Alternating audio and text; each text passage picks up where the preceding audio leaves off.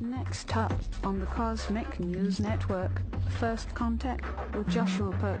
Good morning, Earthlings. Good. How you doing today? Good. How you doing today? Welcome to First Contact Radio. Welcome to First Contact Radio. To talk about all these things I'm talking about is because in life, everything is energy.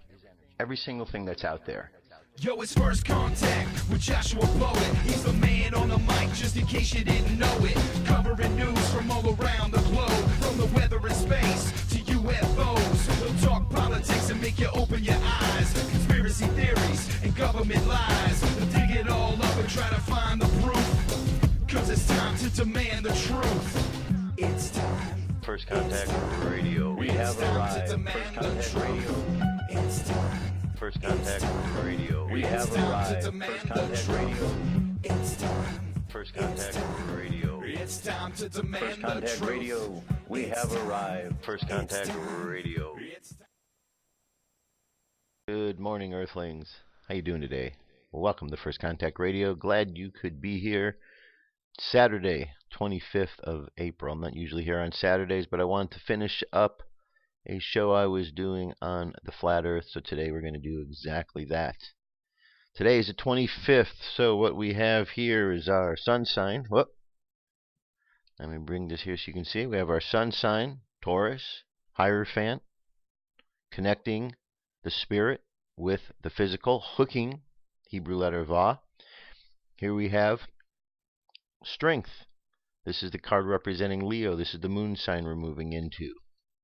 Okay, Leo is all about strength. It's about bringing our energy that was within us through our heart space. That is our greatest strength. Love is our greatest strength. When we allow love to channel through our heart, it becomes our greatest strength. And that is what this is really all about. Leo is about creativity, harnessing that creative energy so it can be brought forth in a positive way, as opposed to the opposite way, which is warlike. Whenever energy, remember, everything is energy. Energy flows. When energy can flow uninterrupted and smoothly, it makes its way and it creates things easily. When energy is blocked, then it gets stifled, it gets frustrated. If it gets really blocked, it can become warlike, violent. So all we're doing is we're looking on every single day of our lives how to work with energy so it flows smoother and easier. We learn how to get in and out of the way of the energy. It's like the Kabbalion, just following the principles of understanding all that is energy. So, back to today. Today's the 25th. Cancer changed to Leo, 8:13 a.m. So in just a little bit, we're going to be hitting this new sun sign, moon sign. As we go through the course of the day, we see this afternoon, 3:09 p.m., a trine between Saturn and Leo. So Leo and Saturn being a trine. So remember, Saturn is about discipline. Saturn is about focusing our energy, disciplining it, so that we can create something even bigger and better than before. So we're going to learn how to create through focusing our energy as we get into the afternoon. And then this evening, our sun and our moon square off at 6:55 p.m., the Pacific Standard Time. And the two of these square off. Square is a lesson, so the lesson is between Taurus and between Leo. Okay, Taurus wants us to deal with the physical world. It wants us to connect in with our intuition, whereas Leo wants us to shine bright, roar, let our energy out. And between the two of these, we have to find some sort of balancing place, because the Taurus, the bull, and Leo, the lion, well, they need to get along well so they don't beat each other up pretty good. Okay, just imagine a bull and a lion getting together to fight. That's what we're looking at. But they come out at the other end unscathed if they learn the lesson of what's going on with them. Okay, over here, here's our wheel so we can see our sun sign, our moon sign. All right. 25th of April is 6th Lyre on this year's Jewish calendar, with the daily thought being tolerance and love. There is tolerance that doesn't care that just looks the other way and goes about its own business, indifferent intolerance. There is one that is the opposite, the kind of caring that doesn't allow others to step outside the path you believe to be good for them, suffocating tolerance. And then there is compassionate tolerance, the kind that recognizes the other person's right to grow, the need to travel along a path and get there on his own, and yet to be there for him nevertheless when he gets lost. True compassion has room for 1,000 private journeys. Moon phase is first quarter, 46% of the way full. Space weather, solar wind, 324.6 kilometers per second. Planetary K index is down in the quiet range at a 1. Not really much. Well, one hole down here, one moving over towards the middle, but nothing directly facing us. M-class flare possibility, we've at 10%. X-class at 1. Geomagnetic storm activity is subsiding now. It's going from 30 down to 15. In the mid-latitudes, high latitudes, 35 down to 20. So we are subsiding quite a bit. And last, looking up at the sky tonight, 25th, here's our moon. Look up to the left of the moon, we've got Jupiter. And a little bit further left and up, we've got Leo. The sickle of Leo there. This is the first quarter moon, exact at 7:55 p.m. Eastern Daylight Time. Jupiter signs closer to the upper left of the moon this evening. Jupiter poses directly above the moon as the night grows late. Although they may look close together, Jupiter is nearly 2,000 times further away and 40 times larger in diameter. All right, there you go. That is our cosmic weather. Gets us started for today, so you know what to deal with as you go out and about into the world. That brings us up to UFO news.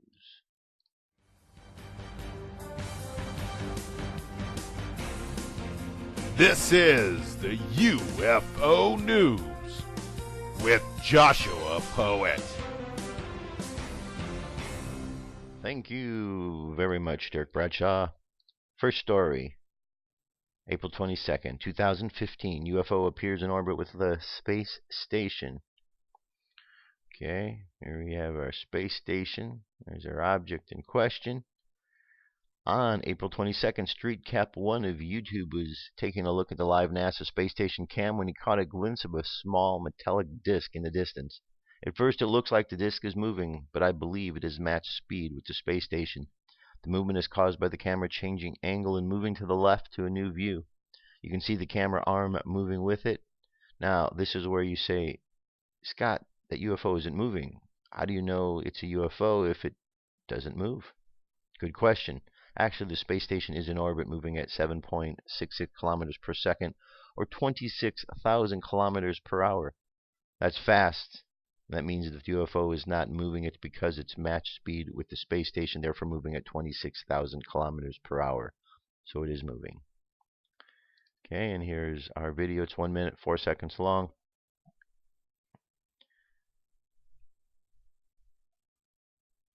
All right. And object in question. There it is. You see it? Right up there. Up. If I stop moving that, you'll be able to see it better. Alright. Links available so you can check it out to see what you think that it might be. Updated message is being sent to intelligent extraterrestrial life.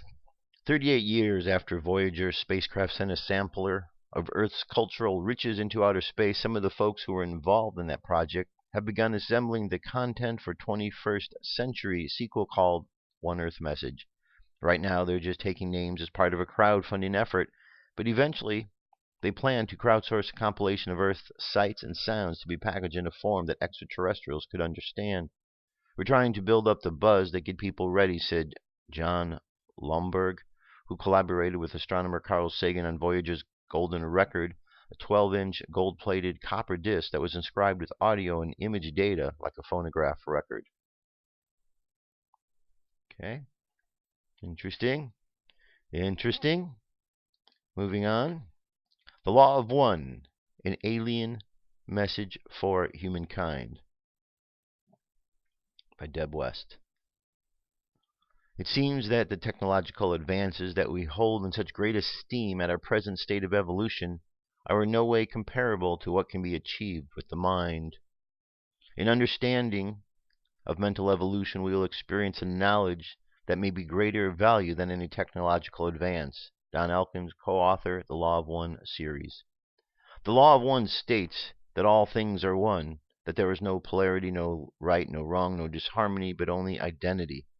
All is one, and that one is love, light, the infinite creator. The Law of One. And it's made up of 3 lessons here. Here's 5 first lessons. The goal of this illusion or density is love. 2, the universe is one being. When you see a fellow being, you see the creator. 3, the creator. When you look within yourself in the mirror and gaze at the creation of each entity, and you see the creator. You are everything, every being, every emotion, every event, every situation. You are unity. You are infinity. You are love, light. You are. That is the Law of One. There is one energy that may be understood as love, light, light, love, or intelligent energy. There is no right or wrong, no polarity, yet you have understood the complete unity of thought which binds all things. Not all beings are similar to you. When you grasp infinity, then and only then can the gateway be opened to the Law of One. The Law of One blinks neither at the light nor the darkness. Those who are vibrating with the Law of Light seek the Law of One. Those who vibrate with the Law of One seek the Law of Forgiveness. Your time-space continuum has spiraled your planet and your galaxy into new vibration spectrum called the 4th density. This will cause the planet itself to electromagnetically realign its vortices, receiving the in-streaming of cosmic forces expressing themselves as vibrational webs, so the Earth is 4th density magnetized. It is not the disharmony within the self. It is not of disharmony within people. It is not possible to cause disharmony. The 4th density is not of heavy chemical vehicles for body complex activities. It is not of words unless chosen. 4th density is the plane of existence with a bipedal vehicle that is much closer and more full of light and life. This is a plane where one is aware of thoughts of other selves. It is a plane where one is aware of vibrations of other selves. It is a plane of compassion and understanding and of the sorrows of 3rd density. It is a plane striving towards wisdom or light, a plane where individual differences are pronounced, although automatically harmonized by group consensus. Okay, there's more to this article. I'm going to leave this for you. I wanted to bring this up because this is a message that, as you could see here, comes to us from sources that don't appear to be earthly sources, extraterrestrial, UFO-related sources. Moving on. Here's an interview. I'm not going to play any of this for you, but it's an interview 20 minutes long with Dan Aykroyd on UFO cover-ups and all that good stuff. And last, here's an interview with Jim Marrs. Again, I'm not going to play this one for you. I'm going to leave this for you. This interview is 58 minutes in length. And I think, Jim Marrs, if you're not familiar with him, he talks about UFOs, alien contact, government conspiracies, and those kind of things. So I wanted to bring those to your attention so that you have something to watch over the course of the weekend. And there you have it. So that's our UFO news. Short, sweet, to the point today. I'm going to jump away. When I get back, we're going to continue on with the interview. Come into our circle, Great Spirit. Fill our souls with peace.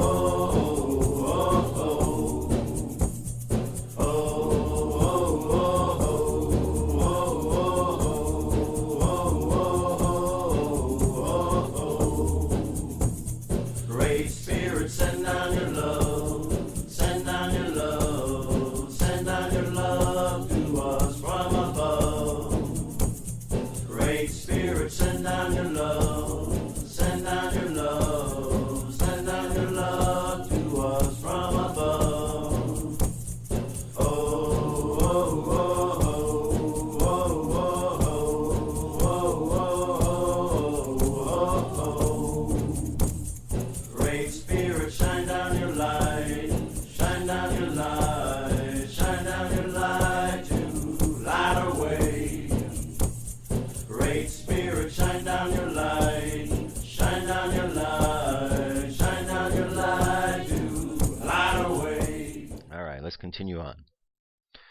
So the last 2 days, I have played this interview, and today I'm going to continue on with the last part of this interview. This is an interview with Mark Sargent in regards to his video series called Flat Earth Clues. Thus far in this interview, what you've heard is him talking about the first 6 of his videos. So what we've learned thus far is, up until 500 years ago, the prevailing thought upon this planet was that the Earth was flat. All major religions at one point had a flat Earth theory. If you read through the Bible, you find out that the theory in the Bible is a flat Earth theory, on and on and on. About 500 years ago, in the 1500s, during the Middle Ages, science decided to announce that the Earth was a sphere, a globe, without any way to prove it because they didn't have any technology to be able to get up high enough to look and see. This was declared, and then the battle between science and religion ensued, and now we have this model that everyone says the world is a globe. We also find that the one who holds in place the images of the Earth and has really kind of given us the big glimpse of everything is NASA. Yet over the years we've learned that NASA has been, quite unfortunately misinforming people, so we really don't know what to expect from NASA. You see, once you lie to somebody once, twice, 3 times, 4 times, it's hard for people to trust what you're about. And so since NASA has lied so many times, it's hard to really trust when they have some information, whether it's real or not. So when NASA provides the pictures and says this is the Earth, but we know that they've doctored many of their other pictures, it's hard to want to believe that what they're presenting is real, since everything else has been doctored. But I digress. So we've gotten through all of this. We understand how we've got this potential firmament over us, this dome over the Earth, that it's out far enough that we've gotten used to being in here, so we don't even think about it, and we just move along life believing what we're told without ever having the ability ourselves to get off the planet to actually see what type of structure we live upon. And so that's where we are. And now we're up to part 7, where he's going to talk about the long haul is the next one. So I'm going to stop rambling and let's get to it. Here we go. The next one in order was video number 7, which is called the long haul, but also there's a video number 9, which is called the magic show, and these two kind of go together. Yes. So if you're building a flat system, if you finally get your head around it and you're saying, okay, it's enclosed like the Truman Show, then there are 3 real basic rules that cannot be broken. They can be hidden, but they cannot be broken. The first rule, of course, is that the space program cannot exist in real life. It cannot. Everything you see in the space program is utterly a sham, and in my opinion, not even that good. You're not spending that much money on it. It's like, look, get some more funding because it's awful. 2, you cannot take a picture of the Earth from space. Because in an enclosed system, you wouldn't be able to get up high enough, and that is also true. The people don't realize, for those, I'm a little older, which is 15 years ago, when you did an internet search, an image search for the Earth from space, you literally got one picture, and that was a picture from supposedly 1969 or 68, depending on what you believe the date stamp to be. It's like it was 2000. Why in the world are you using a picture from the 60s, for your picture of the Earth? It was stunning to me. And every picture you see now, when you're looking at the Earth, if you do a Google search, click on images, they're all composites. And they'll admit that they're composites. That's the part that kills me. But there's so many of them, and they're so much prettier than the original image that they released, that's like, okay, people just go with that. They don't understand that it's not they're all composites. They're not real shots. And that question has to be asked. It's like, okay, why aren't you taking pictures of the Earth from space? But the third rule, which you can actually get, it's more down to earth, so to speak, is the flight routes. And that is, if it's a flat map, if you're on a globe, you can take shortcuts. Like, for example, the perfect example here is on a globe, you have Australia in the southern hemisphere, and you have South America on the southern hemisphere. And I'm talking about the north part, the drug dealing part, the southern part. And if you're flying from Australia to South America, it's about 7,400 miles. It crosses the South Pacific Ocean. It's easy. It's a straight shot. Not a big deal at all. It's 12 hours, right? Should be 12 hours.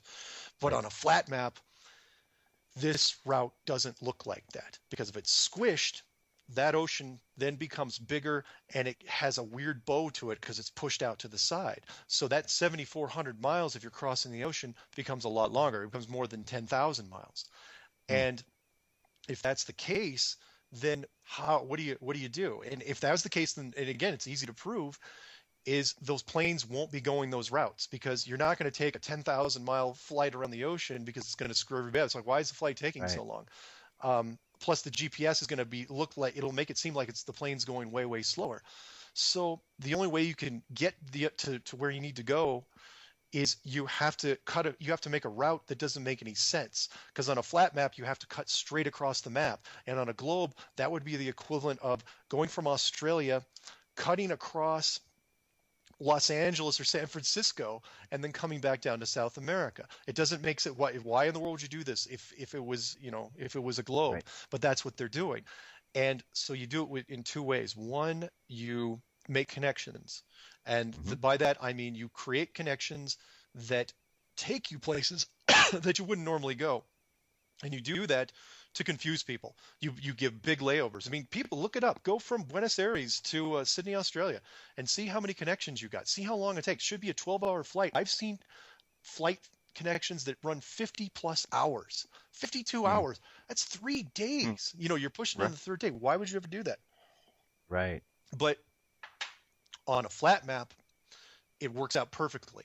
A flat map, that's exactly the route you would take. You would go from Australia, you'd cut near America, and then you'd go down. People say, well, wouldn't people notice flying over America? Well, not if you flew at night, and not if people weren't looking out the window. And people look out the window. Honestly, when I did domestic flights inside the country, I had no idea what state I was flying over, or what body of water. If I crossed a body of water, I'd be going, I have no idea where I am. Plus, the GPS system, which we're getting into, the GPS system will tell you what it wants you to see. And the GPS system was designed by the United States military, Department of Defense, and in my opinion, the GPS system, real or not, because if there's no satellites, then GPS system isn't even what they say it is. But real or not, it's going to tell you, it's going to project the image you want, or they want to see. So here's the thing. So I'm watching these flights, and this I'll get into. So the first thing is connections, and there'll be tons and tons of connections. If you're doing anything in the Southern Hemisphere, 95% of the flights are connections. However, there were people that were bugging me and saying, look, there's some nonstops and they don't make any sense. Because they could see the booking. It's like, well, it's obviously Santiago, Chile to Auckland, New Zealand. And the flight time looks right. The duration looks right. Explain that. The flat earth thing's blown up. And I was going, no, it's not. Because you can't fake it. Because the rule cannot be broken. That's the best. Okay. That's what I love about the flat model, and that is, if it works, there's only certain things they can do. You cannot break the rules. You can't teleport anywhere. So what I did was I started watching the Southern Hemisphere, everything below the equator, on a GPS system, a real-time GPS system called planefinder.net. Now you can go to Flight Tracker 24 or Plane Tracker, there's a whole bunch, but it doesn't really matter because they're all getting their data from the same system, and that's the United States government, which is the GPS system. And I was starting to watch flights over the Southern Hemisphere.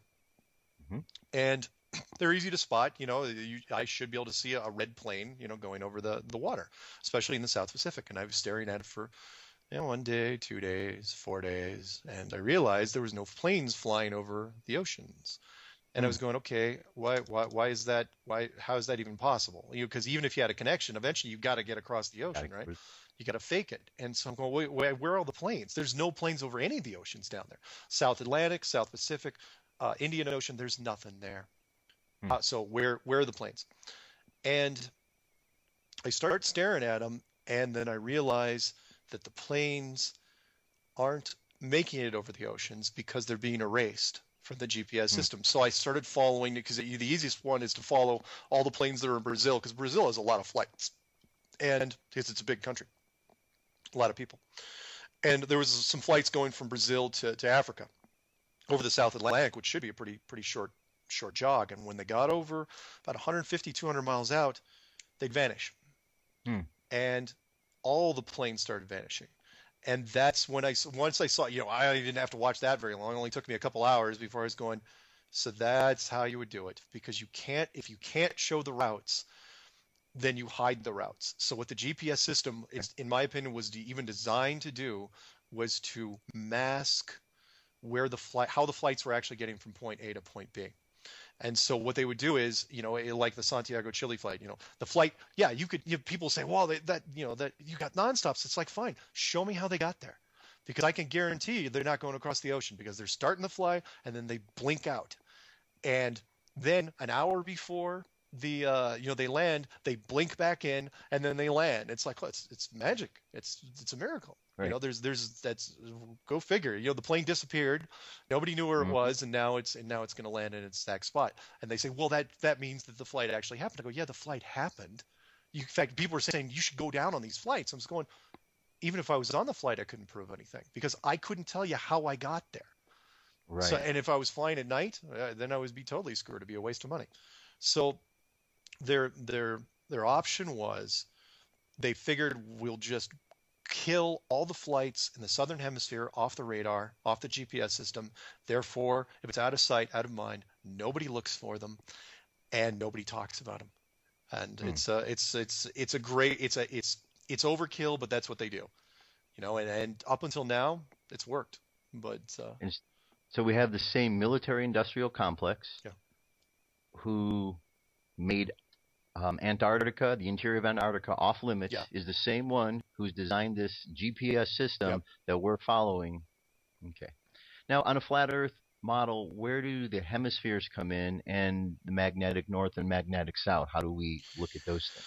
On a flat model, you got to remember that the southern hemisphere, it gets pushed out. So the northern hemisphere stays pretty much the same like it would. If this thing was squishable, the northern hemisphere would stay where it is, but the southern hemisphere gets flattened out, on the outside of it. So the southern hemisphere gets stretched in the outer ring. So instead of a northern hemisphere, you really have an inner ring and an outer ring. And most of the continents are on the northern hemisphere anyway, so it's okay. But when it comes to magnetic north and magnetic south, that really doesn't change much. You put a magnetic field where the North Pole is, and then the entire outer ring is the south, magnetic. You use a weaker field there, and the compasses still work out perfectly fine. Okay, and we know magnets can do that. They can radiate out, so it's going from here and it's radiating outward. Sure. Plus again, if it's a closed system, magnetism is, you can do all sorts of fun things there. If you wanted to. I'm still trying to figure out what's going on in the Bermuda Triangle, if that's some sort of error or if it's deliberate, because there's still some weird stuff happening there. Right. Interesting. Yeah. Okay. Very good. Now we're going to get into video number 8, which we start to look at a bit more of a different aspect of the implications of this, and how we, as those down here in this model, in this Earth, how we're interpreting and looking at this. Yeah. So number 8 was creative force, and that was really done as more of a motivational thing for people, because by the time I got into 8, there were people were definitely buying into the model, but they were saying that, look, you just got rid of the universe. You just took the inner universe from an infinite place where we were just this tiny little thing to now a one-room apartment. And it's like, well, and now they've got, small world syndrome. It's like, look, it's still a very big world, and you weren't going into space anyway. So fine, it's like, so it's not infinite space, but you weren't going there. So I don't think it was that bad. But what I tried to do was give them a perspective on the good things of this world, and why, an example of a previous enclosed system, and then what we might, someone might build this enclosed system for.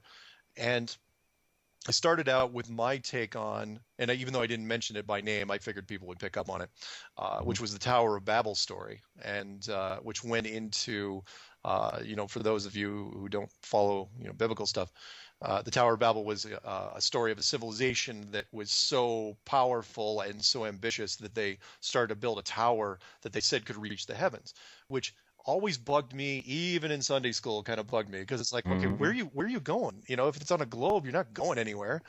So, but on an enclosed model, you know exactly where you're going. You're Right. going to the ceiling. In fact, you even know how high you have to build this thing. And I think that's exactly what they were trying to do was see if they could make it. And by that point, you know, there was, you know, people have said, well, you know, isn't that kind of sad? They pressed the reset button. And but I said, they didn't kill everybody. They just, you know, divided the languages and said, look, that particular civilization was too good at what they were doing. They were too focused. They were too single-minded, and they apparently were quite arrogant on top of it. Right. So, and then I went into, again, just kind of to give people inspiration. I went into what I found, you know, as far as an enclosed system. Even though this world has a lot of pain and suffering and ugliness to it, there's still a lot of individual beauty that we create, most notably from the arts and the Mm-hmm. disciplines in the arts and all the things we make. And I tried to explain to people, look, everybody's a part of it.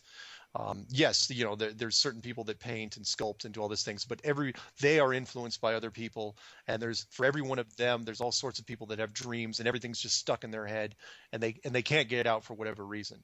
And it was for me, it was very inspiring to make, because when I woke up, when thinking about it, I started going down the narrative in my head, and by the time I got to the point where I was really boosting people, you know, up and saying, look, you know, we've all got, you know, very, very special qualities and creative qualities, I started to get, you know, kind of misty. And I knew that I was like, I absolutely am doing this one. You know, people may think it's cheesy, but the response I've gotten has been wonderful from it. Right. Well, Shakespeare said, "All the world's a stage, and we are merely players." Indeed. Yeah. It was the time when I really started watching these and paying more attention was around the time of the Oscars, and I had just watched everything, and then I was watching the Oscars, and what I noticed stuck out because I saw a flat stage with a dome over it, and all these lights looked like planets and stars, and it got me thinking, wait a minute, this sounds and looks a lot like what I was just hearing described in this flat Earth model. And then I started thinking about what Shakespeare said and thought, wait a minute, there's something here to this that, you know, we kind of know, but we're kind of not afraid, or too afraid to touch it. Yeah, you wonder if, from a creative standpoint, if there's creative influences they're subconsciously doing this, you know, that they're being drawn to it. You know, why do we have so many stages? You know, why are all stages like that? You know, the flat thing with the enclosed dome, and I try to stay positive, and that's I really love that aspect of us. It'd be interesting to find out that, you know, all around this Earth, outside of the dome, you've got just seats and someone selling tickets, and there's people coming into the theater and they're watching and they're just seeing what's going on in the showdown. That would be a wonderful, wonderful thing. That'd be a happy ending. I'd buy a ticket for. Yeah, that would be awesome. Yeah. Okay, so that brings us to the next video, which is very significant. It's called Hiding God, in which God and the nature of who the creators are is kind of kept from everybody, which is really not very nice. No.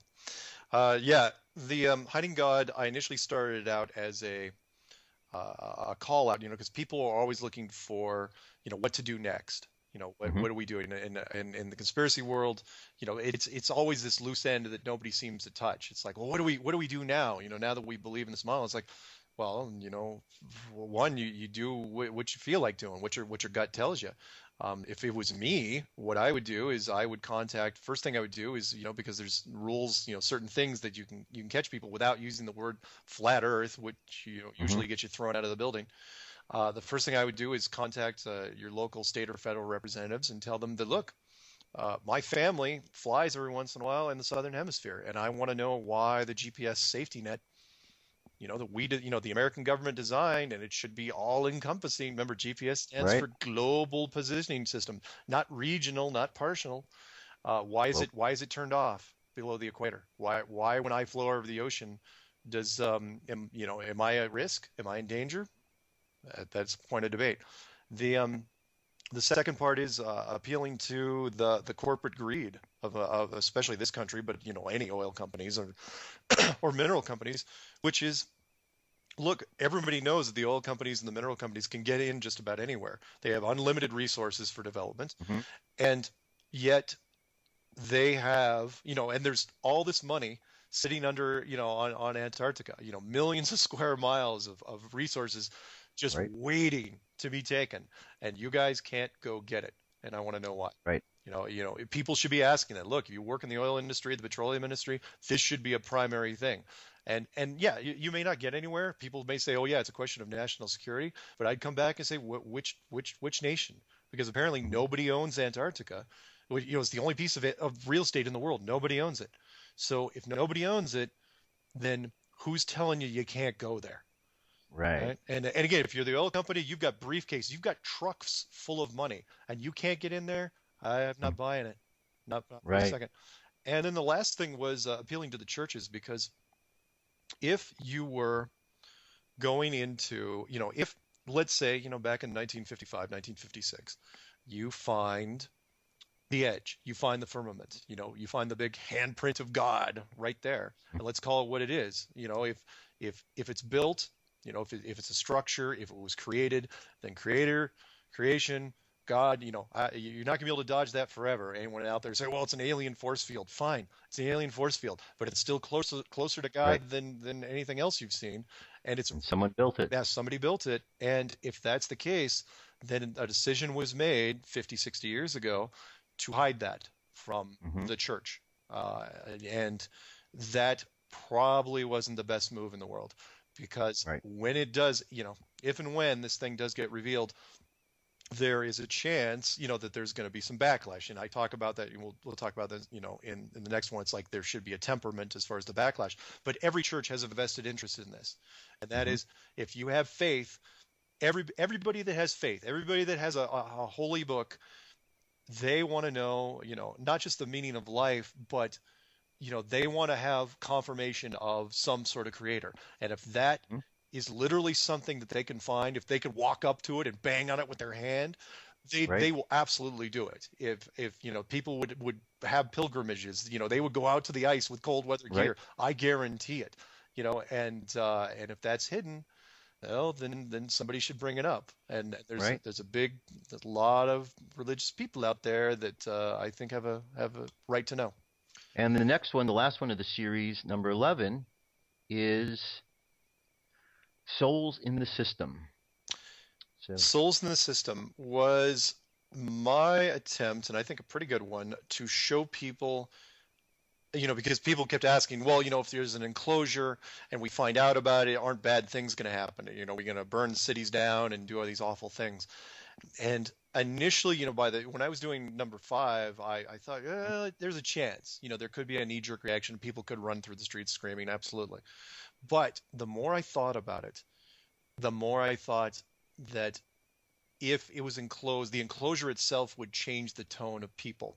And to try to buffer people into that idea, what I used was I referenced, and it was an odd reference, but I think it worked. Was I used a 2004 documentary called Astronauts Gone Wild, and it's an interesting little documentary that a lot of people don't know, and I don't recommend people go watch it, because the whole premise was the reporter in question set up these fake interviews where he really tried to trip up the astronauts in the little details. He had all these lists of things he was going to go over, but what he really did was, he brought out, a Bible, and he said, put your hand on it and tell me you didn't, or tell me you actually flew to the moon. And you're thinking, well, okay, well, how well is that going to go? Because it's like, look, people commit perjury all the time, and these astronauts have been, part of the deception for decades. So what would it matter, right? Well, that was the funny thing, because the astronauts wouldn't put their hand on the Bible and say they went to the moon. And actually, in reality, it was probably the first time anyone had ever asked them that over all those years. Because why would anyone ever ask it? It's a weird question, but they wouldn't put their hand on it. In fact, most of them wouldn't even touch it. It was like this thing was radioactive. And I thought that was really strange, because from even an objective point of view, I was going, well, even if they were, super devout Christians, one, the odds say that not all these astronauts, plus they were scientifically trained. It's like, why would they be so, what were they afraid of? What, were they afraid of, were they afraid of God? Is that, what, you're not going to swear on the Bible? Because remember, this wasn't court. So if it's not court, there's no penalty. So fine, you lie on that guy. What would it make any difference? And then it just sort of crept up on me where I was thinking, these are the guys that were one of the few groups of astronauts and NASA people who are probably told, it's like, look, you got to go fake it. Here's why you got to go fake it. It's a matter of national security. It's a matter of world security, and you got to fake it. But in telling them that, what you were basically telling them is that it was built. And if it was built, it was created. And if it was created, well, are you going to put your hand on something and lie deliberately? And, knowing that it's like that basically there's this fear of retribution, and it may not even be a logical fear, but you're not going to roll those dice. And what I'm saying is, at that point, it's almost like there's a scorecard involved. It's that Santa naughty and nice thing. Naughty and nice doesn't mean anything to children unless you see Santa Claus. As soon as you see him for real, if he's in front of the fireplace, naughty and nice takes on a whole nother meaning. So these guys were like going, yeah, I'm not gonna lie. No, I'm not gonna do anything. They're just not gonna do anything. And so then it just kind of hit me. It's like, you know what? If that's those guys, and granted, those were, fairly upstanding guys from what we're told, but imagine what the general population would do. Because, with the general population, would you go beat somebody up? Would you steal? Would you murder? Would you dare roll those dice? Even though, there's nothing. They're not beaming. They don't print everything up top. It's like, okay, here's the general guidelines. Every religion, of course, has them, but and those are also sinking in your head as well. But the point is that everybody knew at the same time where we were. I mean, wars would end right away. You're fighting another guy. A whole bunch of guys. You're exchanging cannon fire. Why would you ever do that again? Why would you do anything malicious towards anybody? So a lot of the bad things would be tempered. And people say, well, that's restrictive. That's Big Brother. That's the ultimate, man looking over your shoulder. And it's like, well, no, what it is a reminder that you're not alone. And you're accountable for your actions. And really, why were you going to do those bad things in the first place? Which is why I put in the red light example. It's like, look, everyone's run a red light. That's not even the question. But as soon as you know that they installed a camera on that intersection, you're not running the red light anymore. Why not? Because you're not supposed to run red lights, and it's a bad idea. It's unsafe. There's bad things that can happen when you run red lights. And if there was a giant red light camera on this place, people, people can still have fun and do great things, but it stops a lot of the negative reinforcement that we pass on to people. It's again, there's, people of course will fight and do things, but I think from an objective standpoint, so much good and so much positive energy would be thrown back into our world that collectively, I think we'd look around and say, you know what, we should have never been doing this stuff in the first place. Right. So. And I think people are ready for that change, because you hear so much talk of out in the world, people are waking up. They see that there's this seems to be an agenda to remove God from things, and I think that's irritating people enough now to understand that can't happen, because it throws everything out of balance when you pull divinity out of the mix. Agreed. So as I understand it, as kind of a little wrap-up of what I understand here, for thousands of years, the ancients believed that the world was flat. Yep. And somewhere around the medieval times, Copernicus posed the idea that it was a globe, even though they had nothing to prove Yep. it. And so we went forward from that point with this assumption that the world was round, Yep. until it got to the point where Admiral Byrd in the 50s started discovering and exploring Antarctica, and it's believed that they found something of great value there that was going to provide the world with years' worth of resources. There were many countries that were involved with this process to help feed the world with these resources. Yep. And then suddenly, for no reason at all, they just stopped.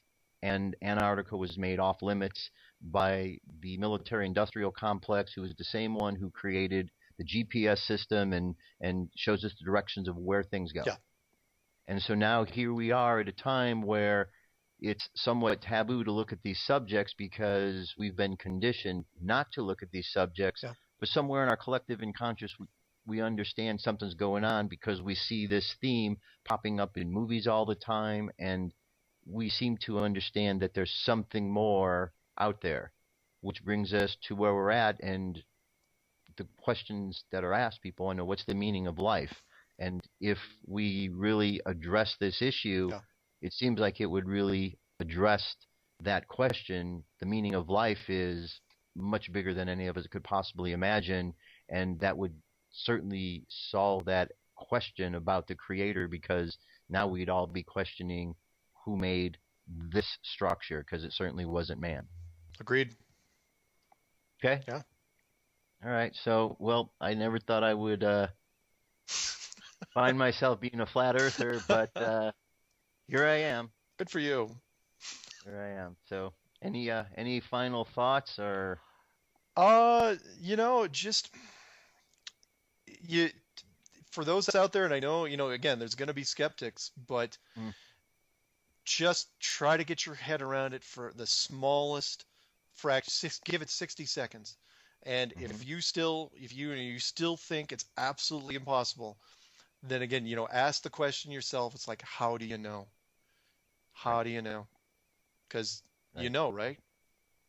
Exactly, because we've got NASA's the only source that we are shown, and NASA we know is faked so many things. The National Association of Space Actors, they just fake things, and we believe them and go on with our lives because we can't be bothered. We're too busy. We have to work. We have to go to this. We have to do that. Yeah. If you don't have the picture, if the picture isn't taken, in the late 60s, how do you prove this? Right. How do you do it? It's a big story, and hopefully more people are going to really kind of explore this and use their critical thinking, which is so important. And, it sounds like from the response you're getting that that's already starting to happen. Yeah, everything's been really, really positive. And again, that alone is shocking to me. I thought I would get hate mail. I have still yet to get a single debunker that has gotten on me either by the phone or email, because I put my phone in email and everything, my home address is on there. You can drive to my house. Yeah. And no one has said, this is why it's a globe. Here's the proof. You're wrong. Shut up. No one's ever said that.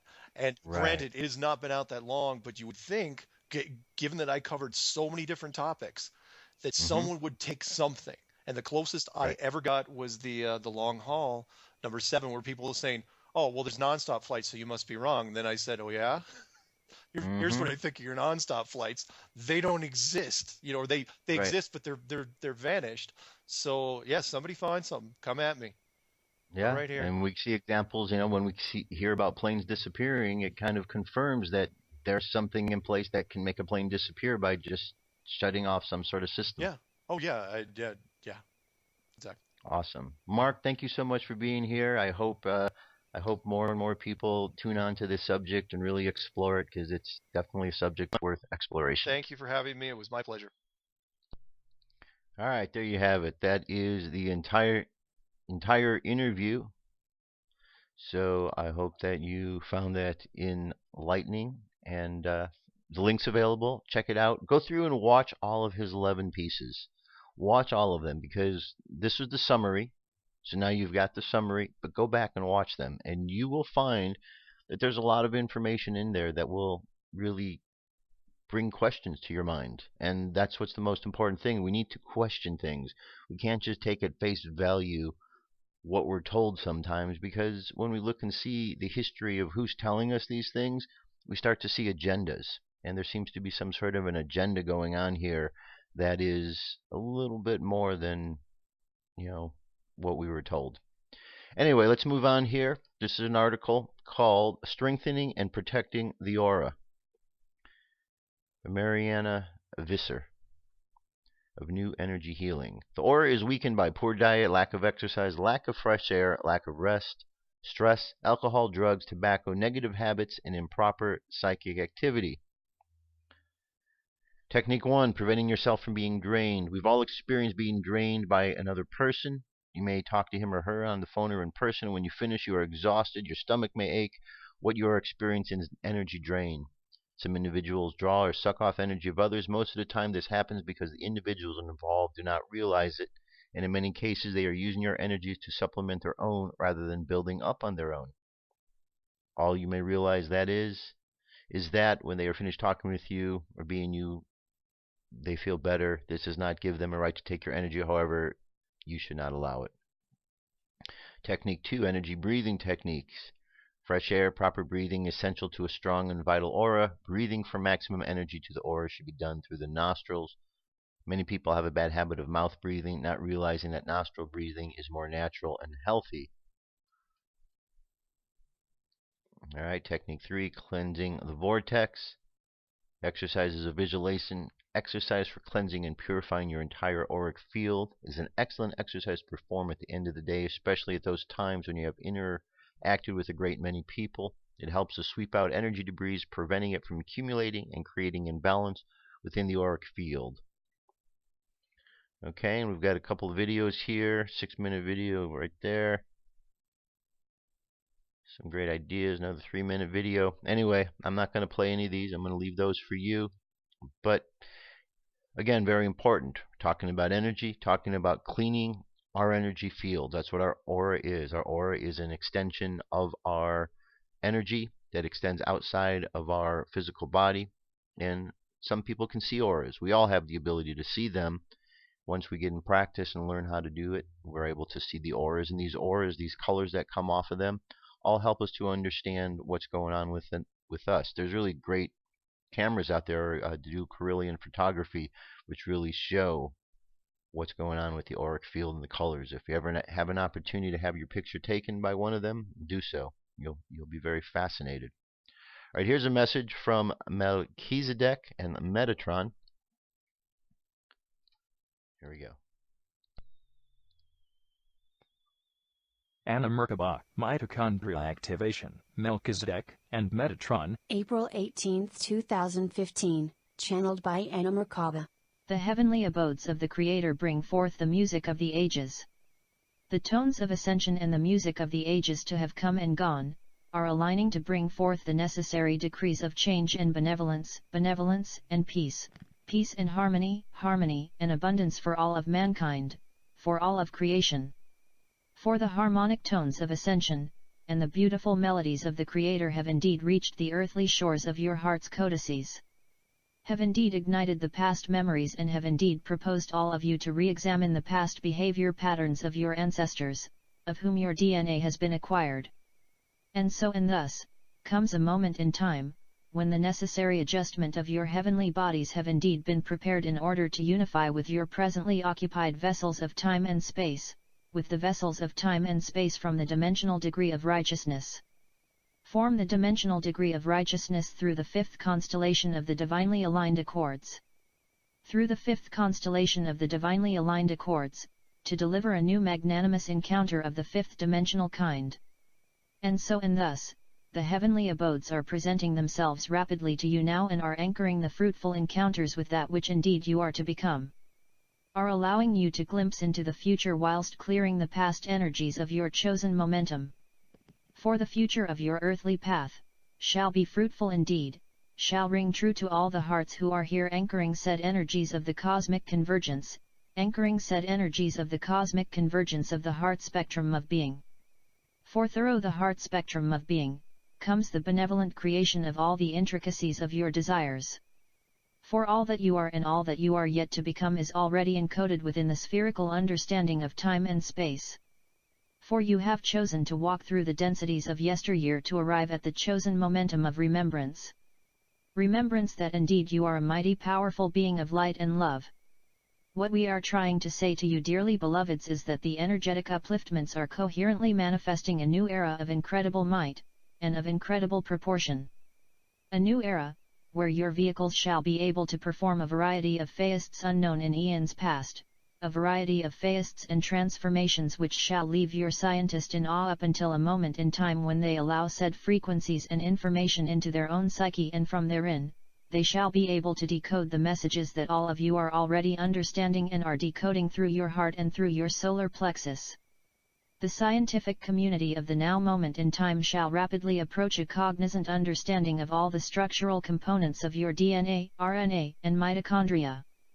And as they do, as they unleash the true understanding of that which is, they shall be able to tap into the interdimensional sources of life, and bring forth the unification of and correction mechanisms necessary to take humanity an octave higher, whereby they shall be able to unlock and explain to the masses that which you already know within your hearts. That which indeed you are experiencing daily. And that is the codes of ascension, the harmonious codes and tones of ascension. And so, the informational decree that which we bring forth to you now, which has not yet been understood by many on the earthly planes of existence, but indeed is understood by your very own hearts, shall speed up the processes necessary in order to unify your etheric bodies with the present vessel of time and space. Meditate upon said frequencies thrice daily, allowing ample room for contemplation of the images and thoughts that you shall receive through the downloads and adjustments sent into your vessel during said meditation principle. All right, good message. That brings us to the Warrior of the Light. Today is page 63. Let's go over and check it out. The Warrior of Light recognizes the silence that precedes an important battle. And that silence seems to be saying, things have stopped. Why not forget about fighting and enjoy yourself a little? Inexperienced combatants lay down their arms at this point and complain that they are bored. The warrior listens intently to that silence. Somewhere something is happening. He knows that devastating earthquakes arrive without warning. He has walked through forests at night and knows that it is precisely when the animals are silent that danger is near. While the others talk, the warrior trains himself in the use of the sword and keeps his eye on the horizon. So go ahead and close your eyes. Take a deep breath and exhale. Take another deep breath. Exhale again. And again. And exhale.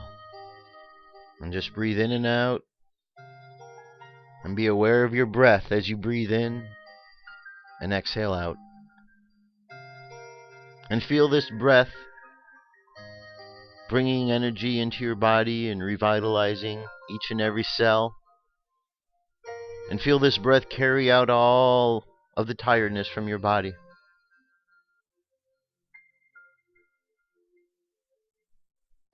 Imagine yourself being revived by this breath that flows through you.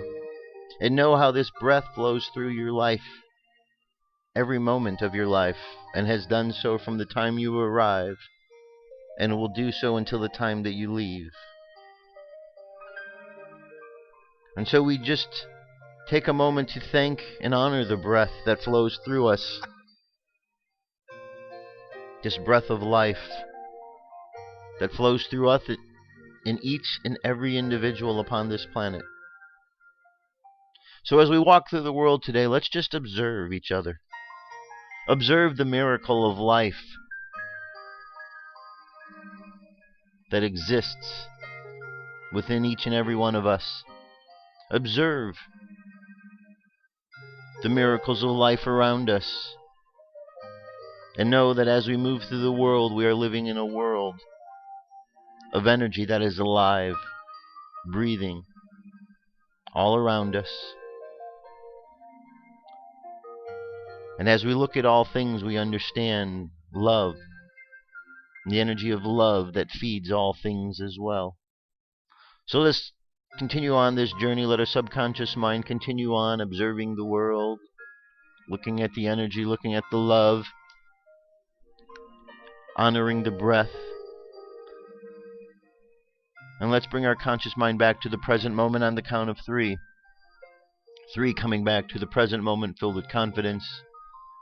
2 coming back to the present moment filled with faith. And 1 coming back to the present moment happy, healthy, and whole. Happy, healthy, whole. Take another deep breath.